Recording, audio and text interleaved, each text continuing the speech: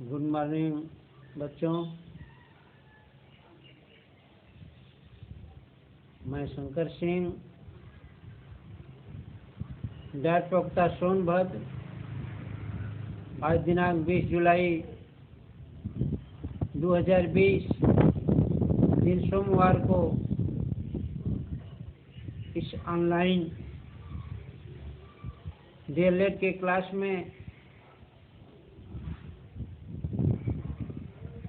DElEd 4 semester के द्वितीय अनिवार्य प्रश्न पत्र शैक्षिक प्रबंधन एवं प्रशासन विषय में परीक्षा में आने वाले कुछ महत्वपूर्ण प्रश्नों पर चर्चा करेंगे। ये अति लघुत्तरीय प्रश्न अधिकतर आप लोगों की परीक्षाओं में पूछे जाते हैं। जैसे लॉग बुक, पहला प्रश्न है लॉग बुक क्या है? इसका उत्तर है लॉग बुक द्वारा विद्यालय विकास के क्रम का ज्ञान होता है। वास्तव में यह वह माध्यम है जो विद्यालय के इतिहास का ज्ञान कराता है। यह एक प्रकार की विद्यालय की डायरी होती है, इसमें तथ्यों का विवरण दिया जाता है। अगला प्रश्न है प्राथमिक विद्यालयों को ग्रांट कौन प्रदान करता है? इसका उत्तर है प्राथमिक विद्यालयों को ग्रांट ग्राम पंचायत तथा सरकार प्रदान करती है। अगला प्रश्न है स्कूल कैलेंडर में क्या होता है? इसका उत्तर है यह विद्यालय सत्र के प्रारंभ होने से पूर्व ही तैयार कर दिया जाता है, जिसमें विद्यालयी अवकाश, मासिक, सत्रीय, अर्धवार्षिक व वार्षिक परीक्षाओं की तिथियां, प्रवेश तिथि, विद्यालय चुनाव, विद्यालय वार्षिक समारोह, अभिभावक सम्मेलन आदि की संभावित तिथियां तय कर दी जाती हैं। अगला प्रश्न है धाराओं के प्रकार बताएं। इसका उत्तर है तापमान के अनुसार धाराएं 2 प्रकार की होती हैं। नंबर 1 गर्म धाराएं तथा दूसरा ठंडी धाराएं। अगला प्रश्न है ज्वार भाटा किसे कहते हैं? इसका उत्तर है सूर्य और चंद्रमा के गुरुत्वाकर्षण शक्ति के कारण समुद्र तटों पर 24 घंटों में 2 बार समुद्र का जल किनारे पर आगे बढ़ता है और फिर वापस लौट जाता है। इस प्रकार वायुमंडलीय दाब के ऊपर उठने वाले ज्वार तथा नीचे उतरने वाले धारा को भाटा कहते हैं। अगला प्रश्न है ज्वार भाटा से क्या आशय है?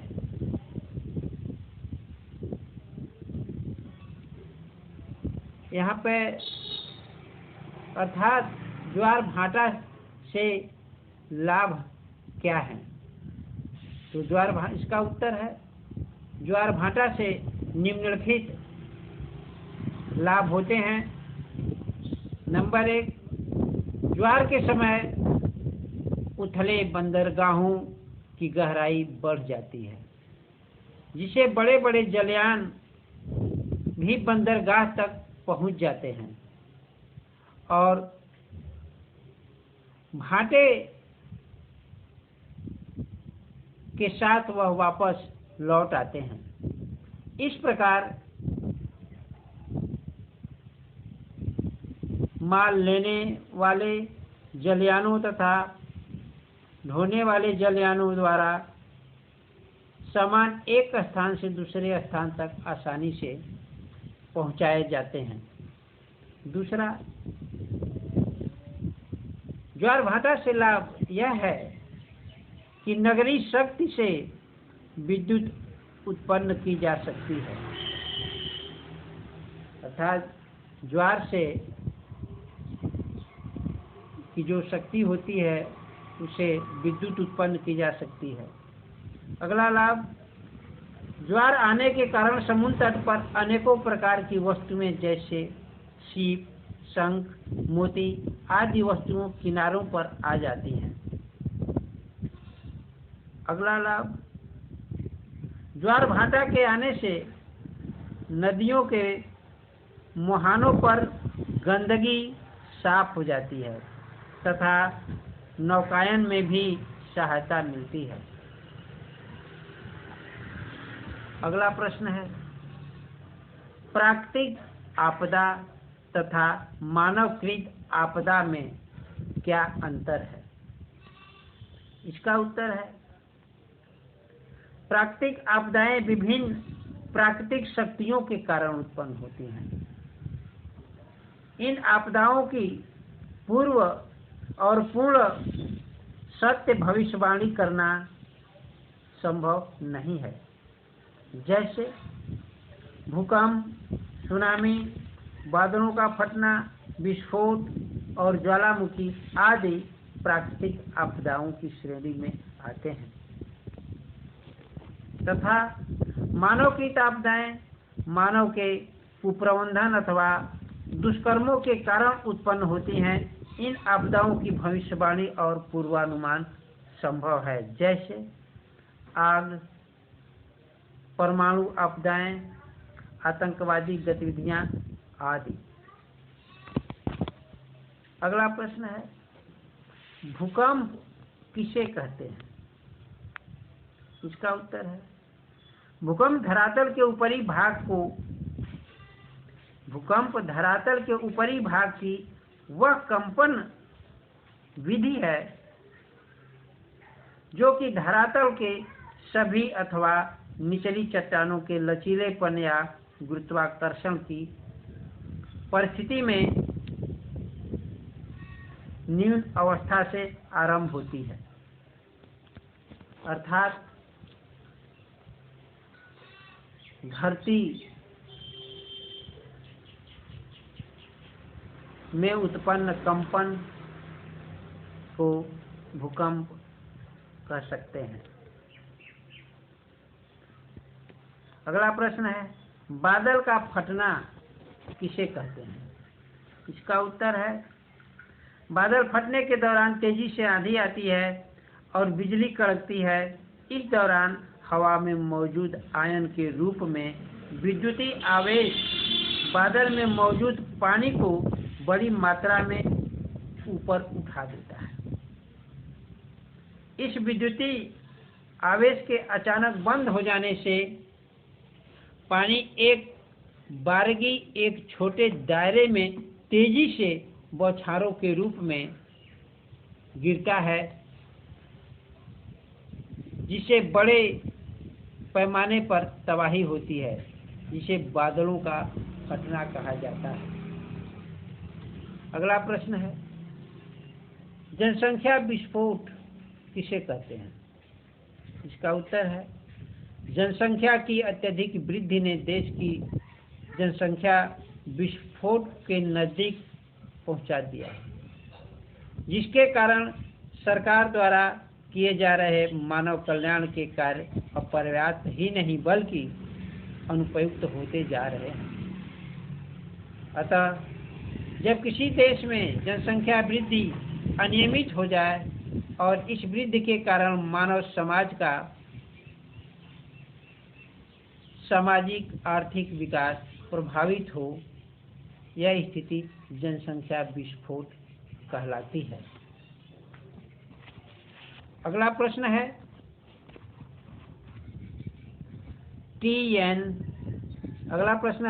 TLM ग्रांट का पूरा नाम बताइए। इसका उत्तर है शिक्षण अधिगम सामग्री अनुदान। अगला प्रश्न है, शारीरिक शिक्षा से क्या अभिप्राय है? उसका उत्तर है, शारीरिक शिक्षा के अंतर्गत खेलकूद, व्यायाम, योगासन, स्काउटिंग एंड गाइडिंग आदि क्रियाओं का आयोजन किया जाता है। अगला प्रश्न है, प्रधानाध्यापक के मुख्य दायित्व बताइए। इसका उत्तर है, प्रधानाध्यापक के प्रमुख कार्यों को हम कई भागों में विभक्त कर सकते हैं, जैसे योजना बनाना, परिनिरीक्षण का कार्य करना, शिक्षण करना, पथ प्रदर्शन करना, पाठ्य पुस्तकों का चयन करना, पाठ्यक्रम सहगामी क्रियाओं का आयोजन कराना, संपर्क कर्तव्य कराना तथा मूल्यांकन से संबंधित महत्वपूर्ण कार्य होते हैं। अगला प्रश्न है, प्रोजेक्टर क्या है? इसका उत्तर है, प्रोजेक्टर में चित्रों को बड़े पर्दे पर प्रतिबिंब करके इसके माध्यम से किसी विषय सामग्री, पाठ्यक्रम या कोई भी चित्र को प्रदर्शित किया जाता है। विद्यालय में जनसंपर्क किसे करना चाहिए? तो विद्यालय में जनसंपर्क मुख्याध्यापक विद्यालय व समाज को जोड़ने की एक महत्वपूर्ण कड़ी होता है। कुछ लोगों का विचार यह भी है कि प्रधानाध्यापक को एक जनसंपर्क अधिकारी की भी भूमिका का निर्वाह करना होता है, जिससे छात्रों, शिक्षकों, अभिभावकों व समाज के सदस्यों को साथ लेकर मधुर संबंध स्थापित करने का प्रयास करना चाहिए। अगला प्रश्न है, शिक्षक इतिहास का वास्तविक निर्माता होता है। यह कथन किसका है? इस संबंध में H.G. वेल्स ने कहा कि शिक्षक इतिहास का वास्तविक निर्माता होता है। अगला प्रश्न है, प्रोफेसर हुमायूं कबीर के अनुसार शिक्षक क्या है? प्रोफेसर हुमायूं कबीर के अनुसार शिक्षा पद्धति की कुशलता शिक्षकों की योग्यता पर निर्भर होती है। अच्छे शिक्षकों के अभाव में सर्वोत्तम शिक्षा पद्धति का भी असफल होना अवश्यंभावी होता है। अच्छे शिक्षकों द्वारा शिक्षा पद्धति के अधिकांशतः दोषों को दूर किया जा सकता है। अगला प्रश्न है, जॉन न्यूटन ने शिक्षक के विषय में क्या कहा? इसका उत्तर है, जॉन न्यूटन ने शिक्षक के विषय में कहा, एक डॉक्टर कुछ मरीजों को मार देता है और फिर भी मरीज को देखना जारी रखता है। एक आर्किटेक्टर द्वारा निर्मित भवन आदि गिर जाता है तो वह अन्य भवनों के निर्माण का कार्य प्राप्त नहीं कर पाएगा। बहुत से असक्षम व्यक्ति ऐसे हैं जिनके द्वारा किए गए कार्यों के परिणाम दृष्टिगोचर नहीं होते, परंतु यदि एक शिक्षक असक्षम है तो वह लोगों के जीवन में तब तक खिलवाड़ करता है जब तक कि वह अवकाश प्राप्त नहीं होता। अगला प्रश्न है, मीना मंच क्या है? सरकार ने मीना मंच योजना का संचालन बालिकाओं की शिक्षा के प्रति जागरूकता पैदा करने के लिए किया है। इस शैक्षिक योजना के अंतर्गत मीना नामक बालिका की प्रमुख भूमिका को प्रदर्शित किया गया है, जो बालिकाओं की शिक्षा को आगे बढ़ाने, लिंग भेद तथा समानता को प्रोत्साहित करने पर जोर देता है। पर्यवेक्षण को परिभाषित कीजिए। विभिन्न शिक्षाविदों ने पर्यवेक्षण को अपने अपने तरीके से परिभाषित किया है। जैसे एडम्स और विकी के अनुसार पर्यवेक्षण संस्थाओं के सुधार के लिए एक नियोजित कार्यक्रम है। बिल्स ने कहा, आधुनिक पर्यवेक्षण शिक्षण व अधिगम के श्रेष्ठ निकाय में सहायक है। अगला प्रश्न है, पर्यवेक्षण का अर्थ बताइए। तो इसका उत्तर है, पर्यवेक्षण शब्द अंग्रेजी के सुपरविजन का हिंदी रूपांतरण है, जिसका अर्थ होता है उच्च दृष्टि जो विद्यालय विकास को गति प्रदान कर सके। इसके कार्यक्रम विद्यालय की अपेक्षाओं के अनुरूप होने चाहिए, जिससे विद्यालय संगठन के सभी घटकों का समुचित विकास हो सके। पर्यवेक्षक का काम उन स्कूलों का मार्गदर्शन करना है और समस्याओं के समाधान में सहायता प्रदान करना है, निर्देशन देना है, जिनके पर्यवेक्षण की उन पर जिम्मेदारी होती है। अगला प्रश्न है, विद्यालयों को अनुदान किन किन साधनों से प्राप्त होता है? इसका उत्तर है, विद्यालयों को अनुदान केंद्रीय तथा राज्य सरकार, ग्राम पंचायतों तथा स्थानीय निकायों आदि के द्वारा प्राप्त होता है। अगला प्रश्न है, बेसिक शिक्षा अधिकारी की भूमिका का वर्णन कीजिए। इसका उत्तर है, बेसिक शिक्षा अधिकारी जिले की बेसिक शिक्षा का प्रमुख अधिकारी होता है। जिले के समस्त प्राथमिक विद्यालयों के प्रबंधन की व्यवस्था का उत्तरदायित्व बेसिक शिक्षा अधिकारी के ऊपर ही होता है। इस तरह से बच्चों, आज हम लोग कुछ परीक्षा उपयोगी प्रश्न उत्तरों पर चर्चा की। हम आशा करते हैं कि आप इससे कुछ लाभान्वित होंगे तथा इस कोरोना की महामारी की वजह से पूरे विश्व में आए हुए संकट को ध्यान में रखते हुए एक अच्छे तरीके से अपने आप को और दूसरों को भी सुरक्षा का ध्यान रखते हुए स्वाध्याय से भी बाहर न निकलते हुए अध्ययन करते रहेंगे। Thank you very much.